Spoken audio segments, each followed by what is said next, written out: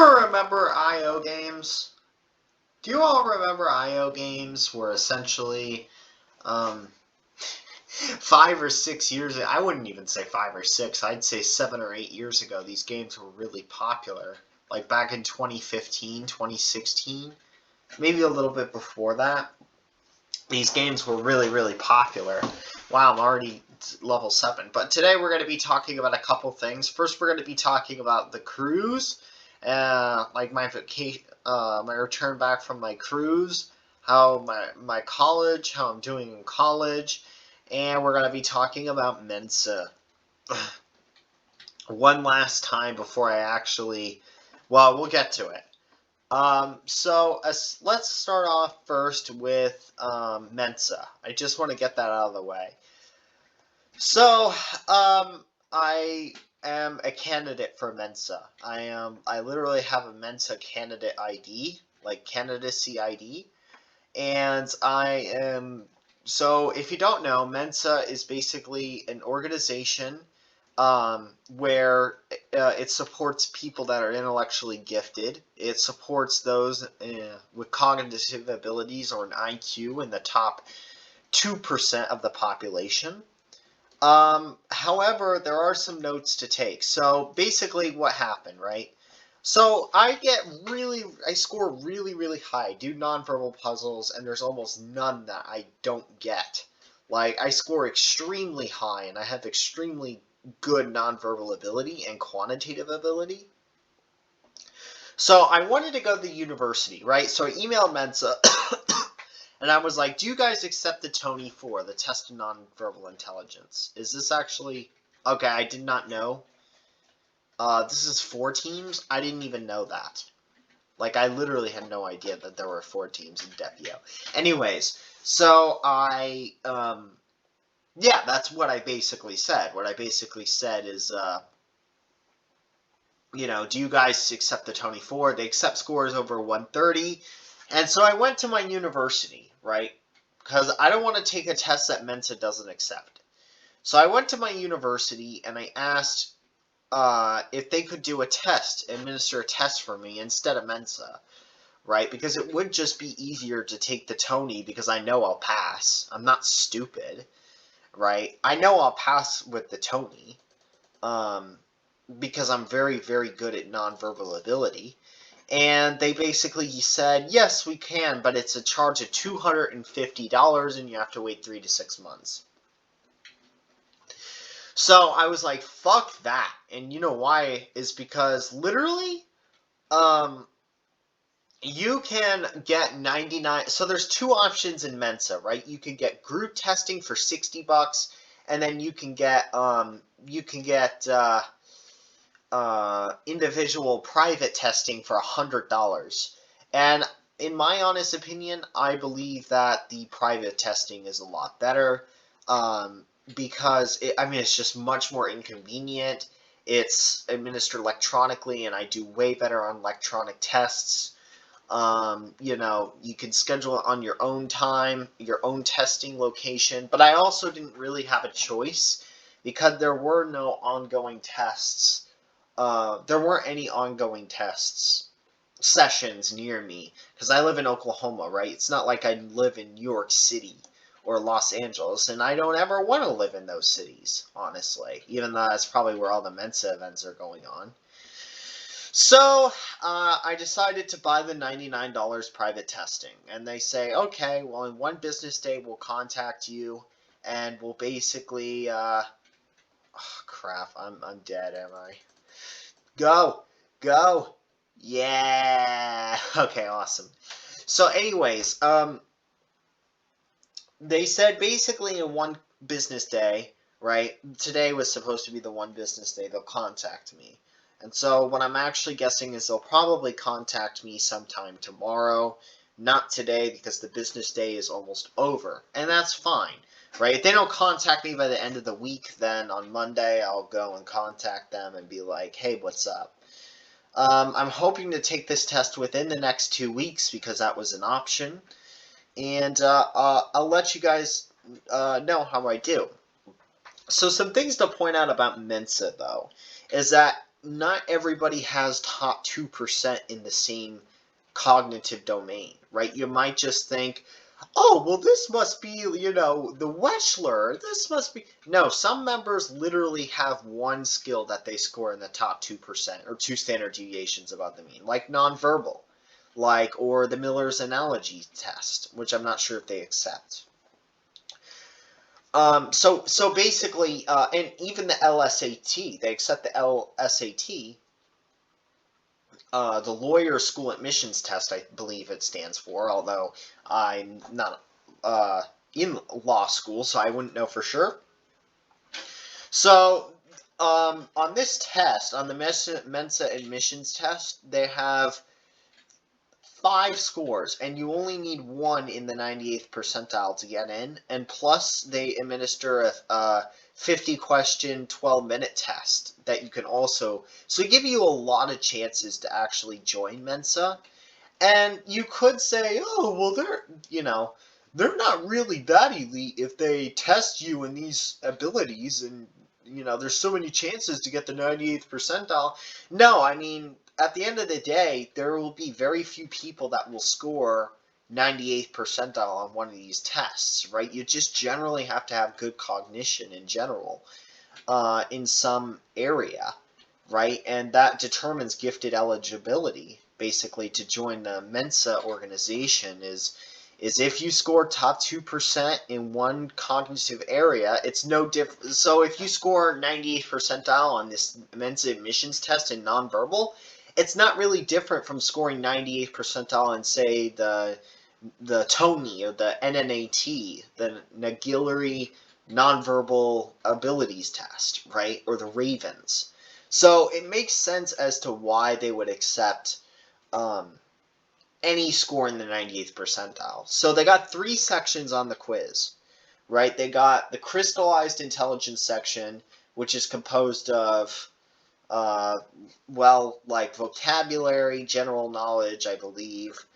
And then they have a fluid intelligence section, which I think I'm going to perform very strong on, which is basically, the fluid section is basically like nonverbal reasoning, right? And I feel like I'll do really good on that. Okay, and the final one that they have, the final test that they have, is they have the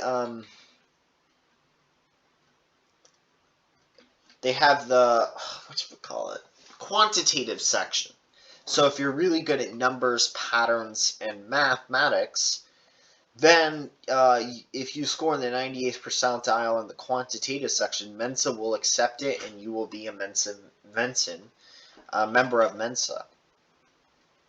So the problem is, I don't really have any communities around me that are Mensa, right? Mensa kind of relies you to be on this big city or at least a large town, and I'm not. I'm in a small college town. So, why am I joining Mensa? Well, there are some platforms where you can connect to other Mensans, but also, if I happen to be in New York City or Chicago, or I could go to the regional event once a year, then honestly, it's worth $75. I mean, think about this, right? Oh, you're only going to one event a year, and it's $75.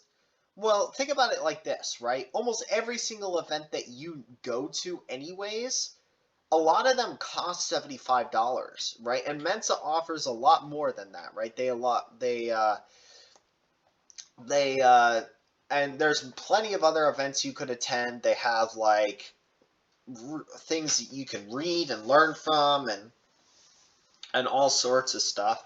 And they just generally support you. So Mensa offers a lot for $75 a year. Even if it was one regional meetup a year without all the other benefits. Look, I don't know all the benefits because I'm not a member and I haven't really taken time to explore it. I just know that they offer quite a bit of stuff compared to something like the International High IQ Society. So, but the reason why I want to join Mensa, obviously, it would be nice to tell my friends about it, right? And I would get a lot of self-worth out of it. I kind of need self-esteem. I need self-worth because I kind of feel like a piece of shit about myself. But I guess I'm doing pretty good in school.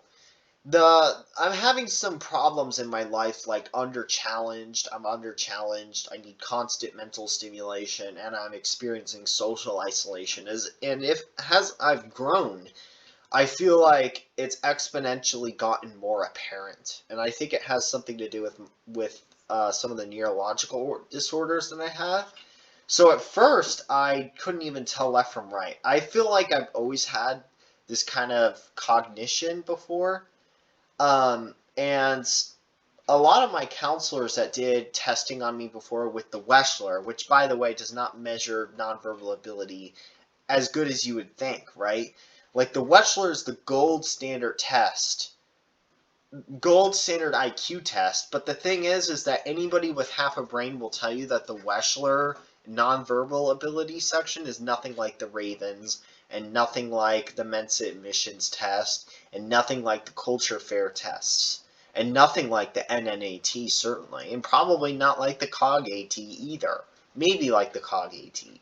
So Wechsler is very confusing when it comes to nonverbal. It's more spatial, like being able to manipulate objects a certain way, right? So Wechsler doesn't measure all your nonverbal abilities, nor quantitative abilities, right? They have one section on arithmetic, but that's it, right? The Mensa admissions test is pretty much the COG-AT for adults, right? Literally in every aspect, the Mensa admissions test is the COG-AT. It is. It is so the COG-AT, right? The COG-AT has verbal, nonverbal, and quantitative. Now they don't have the same subtests, like paper folding is not on the Mensa admissions test, but it is in COG-AT. But they have generally the same kind of areas, the same kind of areas on the COG-AT. They the same kind of areas on the COG-AT they accept. So I feel really good about it. I've heard computer programmers and data scientists have a very high quantitative. Yeah, you're not getting me. Screw you. Very high quantitative. I'm a twin flake doesn't really do much. I guess I'll become a triple shot. And even this sucks. I hate the triple shot. The triple shot sucks. I mean, look at this. This is probably one of the worst tanks. Anyways, I lost my train of thought because I was distracted by the upgrade. But basically, yeah, computer programmers and data scientists have high quantitative IQs or scores.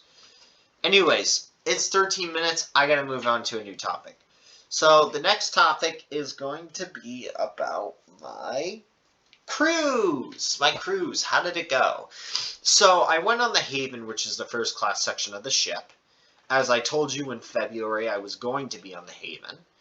And I gotta say, it wasn't as good as the first time around. I was on the same ship, and here's the deal, right? I mean, you already know, when the first time you go into the Haven, that's the best time. Because you're exploring, the first class section of the ship. And when you've never really been on a luxury vacation, because I never really have, not compared to the Haven, right? I've been tent camping, I've been RV camping, which can be considered quite luxurious, but it's not the Haven where you have butlers and people bringing you, snacks every day and eating at a white cloth restaurant.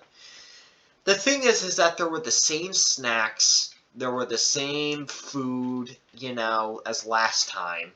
And so there's nothing really exciting for returning visitors, right? There's nothing new, right? All of the food is the same thing, right? And we went to the same ports, we went to the same locations as last time, so it's like we already explored the same areas. So it wasn't as exciting as the first time. I guess it was quite nice. During my cruise, I was absolutely depressed because I was lacking mental stimulation from my schoolwork. I was absolutely depressed. Like, I just felt like I was going absolutely insane. Like, I just could not, like, function properly without puzzles and without things like that. I've kind of given up on reading because even that's not intellectually stimulating enough. I just need pure puzzles. Literally just pure nonverbal puzzles. Yeah, the triple shot sucks. Literally sucks. I hate the triple shot. Uh, I don't know why I chose this class. The quad also sucks too. Literally all of these upgrades suck. Don't ever choose fucking twin in depth.io. They all fucking suck ass. If you really think that this is good, I mean, by the time that all 3 bullets go into a tank, they're already slamming into you and causing no sexual. They're already slamming into you and causing a bunch of damage, right? So, like, what the fuck's the point of the triple shot, right? Like, I guess I can understand maybe for resources and for shooting multiple tanks at a time or in case they escape, you know? But honestly, I feel like a twin take would destroy a triple shot. Like, honestly, this doesn't even really seem like an upgrade. Maybe it's because the bullets do more damage than a level 15 tank? Yeah, good luck. Good luck, you're not gonna get me. Movement speed is what you want. Anyway, so that was my cruise, right? It wasn't as good as the first time, right? Because it was the same shit, the same locations, the same food, right? So there was nothing really to explore. I think a good highlight of our trip was playing penny slots. We got sick on what actually happened was we were very unlucky on the trip. So we went with American Airlines. They canceled our trip to Dallas, and that was our connecting flight to Fort Lauderdale Airport, right? And so basically, we had to drive 6 hours to Dallas. We get on the plane, and they forget our bags in Fort Lauderdale, and the cruise is the next day.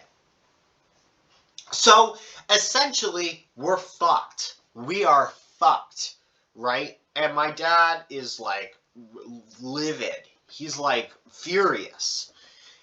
And so he goes to the front desk. He says, "You better have this on the flight, or you better have this next flight in the morning down to this airport. Or I'm going to sue you for a lot of money." Right? And he probably will still sue them. My dad is upper income, so he has the money to be able to afford lawyers and all this. So, that sucked. And then when we actually got on the ship, we went on an excursion in Honduras, and the fucking boat broke down. The fucking boat broke down. So we were out in the middle of the sea. We were snorkeling, right? We were snorkeling. Pretty much, what happened was, we were snorkeling, and then fucking, like, we get stuck on the boat because, like, when we're going on the return trip, we get stuck on this boat, and there's huge waves, and we're out there for like an hour and a half or 2 hours, and everybody just starts throwing up. Now, luckily, as more time goes on, more people start to get seasick, right? I would say about a good 20% of people threw up. Maybe less than that. Maybe like 10 to 15%. There were quite a few people on the boat. I would say 15 to 20, just to be safe. 15 to 20% of people threw up. Right? And so I was very lucky that I didn't develop seasickness. I had motion sickness as a kid, but apparently I don't have seasickness. Okay, and the last thing I want to talk about is my college.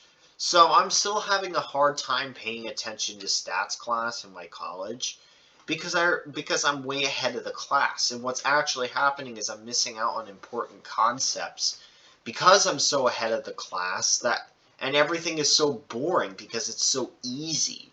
It's so easy. These statistical word problems are very easy. So I'm struggling actually a lot. I'm actually struggling a lot in statistics as a result of that. Wow, I'm pretty close to maxing out my levels, and uh, oh, don't kill me. Don't kill me. Don't kill me. Don't kill me. Don't kill me. Awesome! I killed somebody. So yeah. I mean, that's just the thing of it, you know. So I guess that's it. Um, I mean, I got a lower grade of my CS quiz. I got an 82 in the class, but that was because I took it the first time. I got a 42 and I didn't receive my accommodations, and so I took it again and I hopefully got 7 to 8 points back. And so if I get, like a 48 or a mid to upper 40s is what I'm hoping. And upper 40s, then I'll be able to, raise my grade up a bit more. But yeah, I have 2 more tests in that class. 3 exams plus a final is pretty exhausting, honestly. I like the idea of 2 exams plus a final. Um, I don't really know. Computer science exams are stressful. Um, so, yeah, I guess that's all. Anyways, see ya. Goodbye.